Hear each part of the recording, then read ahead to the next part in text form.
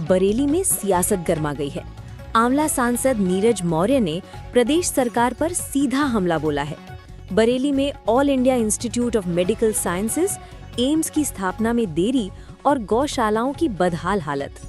सांसद का सवाल साफ है, जब केंद्र और प्रदेश में एक ही दल की सरकार है तो बरेली को अब तक एम्स क्यों नहीं मिला। उन्होंने कहा, जनता को अब प्रयास जारी है, नहीं जमीन पर काम चाहिए।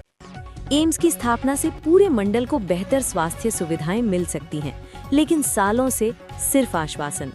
यही नहीं, गौशालाओं की हालत पर भी सांसद ने कड़ा रुख अपनाया। उन्होंने पशुधन मंत्री धर्मपाल सिंह के क्षेत्र की गौशाला का जिक्र करते हुए अव्यवस्था के गंभीर आरोप लगाए। सांसद ने निष्पक्ष जांच और जिम्मेदारों पर कार्रवाई की मांग की है और साफ कहा, अगर लापरवाही साबित होती है तो नैतिक जिम्मेदारी तय होनी चाहिए। अब बड़ा सवाल, क्या बरेली को मिलेगा एम्स और क्या सुधरेंगी गौशालाओं की हालात? धन्यवाद देने के लिए हुआ कि भाई एक बार सबसे भेंट कर लें। और अभी पिछले दिनों जो बजट का सत्र चला उसमें हमने कोशिश की कि हमारे क्षेत्र के बरेली के जो प्रमुख मुद्दे हैं, जो प्रमुख समस्याएं हैं, उनको सदन में रखा जाए। और उसमें काफ़ी हद तक हम लोगों को उन बातों के बारे में सरकार से जवाब मिले हैं जिनको शायद बरेली के लोग जानते ही नहीं थे। और हमारे प्रश्नों के माध्यम से जो बात सदन में निकल के आई उसको आप सबने भी प्रमुखता से उठाया। इसके लिए आप सबका बहुत बहुत धन्यवाद। बस इसीलिए हमने आपको आमंत्रित किया कि आप आएँ और सबके साथ चाय पिएंगे हम लोग, क्योंकि आज दिशा की बैठक भी है। आज दिशा की महत्वपूर्ण बैठक है, अभी उसमें हमको शामिल होना है। तो बस इसलिए आप सबका धन्यवाद, आभार। और ऐसे ही जनता के मुद्दों को मैं कोशिश करूंगा कि सदन में उठाता रहूं। और आपको भी मेरा, आप सबसे पहले भी हमने मीडिया के बंधुओं से अपील की कि कोई ऐसी बात आपको लगे कि जो सदन में जानी चाहिए, तो अगर आप हमें सुझाव देंगे तो मैं कोशिश करूंगा कि उस बात को उठाया जाए, क्योंकि हम लोगों को जनता ने इसीलिए चुना है कि जनता के मुद्दे वहाँ उठाए जाएं। प्रदेश की बात करें, हम बरेली की बात करें, अभी आपने देखा कि बरेली के अंदर भारत सरकार का कहना है कि एक क्रिटिकल केयर सेंटर बनाने की बात थी। तो आप देख रहे हैं कि सरकार या यहाँ के जो भाजपा के लोग हैं कितने ही संवेदनशील हैं जनता के मुद्दों को लेकर, इससे ये निकल के आ गई बात। अगर वो संवेदनशील होते तो इसमें प्रमुखता के साथ जमीन की व्यवस्था करना कोई बड़ी बात नहीं थी। इस बारे में हम लोगों की दिशा की या अन्य जो बैठकें होती हैं, मुझे लग रहा है कभी प्रशासन ने इस पर चर्चा भी नहीं की। और एक बड़ी स्वास्थ्य की यूनिट जो बरेली से छिन गई, ये बड़ा दुर्भाग्यपूर्ण है। और इसलिए जब हालात यहाँ पे हैं तो प्रदेश के अंदर भी ऐसे ही चल रहा है। मुझे नहीं लग रहा कि कोई गंभीर है जनता की समस्याओं को लेकर। उसका जवाब जो सरकार ने दिया है मैंने उसको आपको रखा है। और इस बारे में अभी दिशा की बैठक में भी हम लोग चर्चा करेंगे। और जब अभी इनसे सूचनाएं मांगेंगे, जैसी सूचनाएं और आएंगी वह जरूर आपको देंगे। तक मेरे पास आंवला को जिला बनाने के लिए ना ही कोई व्यक्तिगत तौर पे मिला और ना ही कोई संगठन मिला। तो ये बात आप कह रहे हैं, लेकिन ऐसी कोई बात मेरे संज्ञान में तो आई नहीं है। और जिला बनाने की जहाँ तक बात है, ये काम राज्य सरकार का है।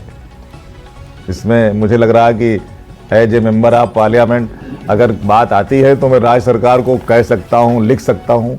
इससे ज़्यादा तो कोई भूमिका मेरी है नहीं।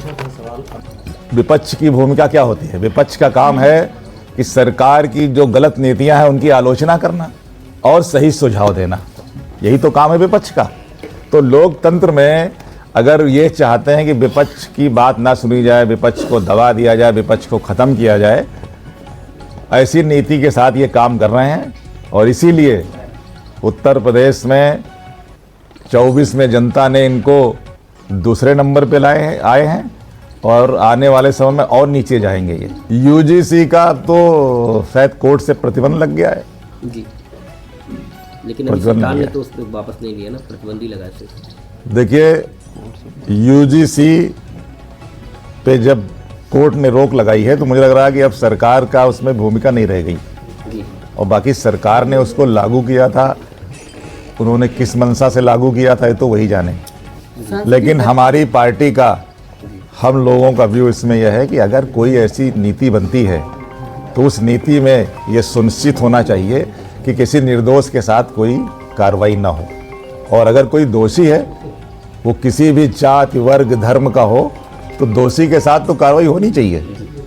आज के समय में किसान दुखी है, नौजवान परेशान है, कहीं रोजगार नहीं मिल रहा है लोगों को।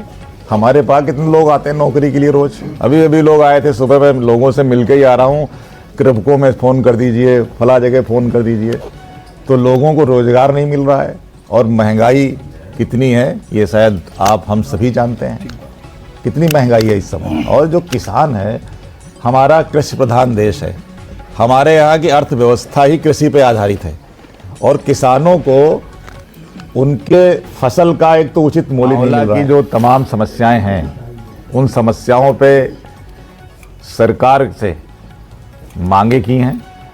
उसमें जैसे यहाँ कोई ट्रेनों की अव्यवस्था थी, एक बांधी कोई ट्रेन थी जो पहले चलती थी, बंद कर दी गई थी, वो ट्रेन चालू हुई है, उससे लोग खुश भी हुए हैं, लोगों ने उसके लिए मुझे धन्यवाद भी किया। और एक हमारे यहाँ बहेड़ा करके वो रेलवे स्टेशन है आंवला में, क्या नाम है, रेवती बहेड़ा, उस स्टेशन को बंद कर दिया गया है। मैं कोशिश कर रहा हूं कि उस स्टेशन को पुनः बहाल किया जाए। और वहां क्षेत्र के लोगों की यह भी मांग है कि आंवला में रामनगर में एक जैन मंदिर है, बहुत ऐतिहासिक मंदिर है, तो लोगों की इच्छा है कि जो जैन मंदिर वहाँ पे है उस नाम से उसको पुनः बहाल करके स्टेशन चलाया जाए। तो इसमें हम लोग प्रयास कर रहे हैं। बाकी वर्तमान में जो हालात हैं, सरकार हम लोगों की बातों पे काम करने को तैयार नहीं है। आपको मैं एक छोटा सा उदाहरण बताऊं, अगर मैं केंद्र में किसी मंत्री को, प्रधानमंत्री को, राष्ट्रपति महोदया को पत्र लिखता हूं तो उनके पत्रों के मेरे पास जवाब आते हैं लिखित में, लेकिन मैं राज्य सरकार के मुख्यमंत्री जी को पत्र लिखता हूं तो आज तक एक पत्र का मेरे पास लिखित में जवाब नहीं आया।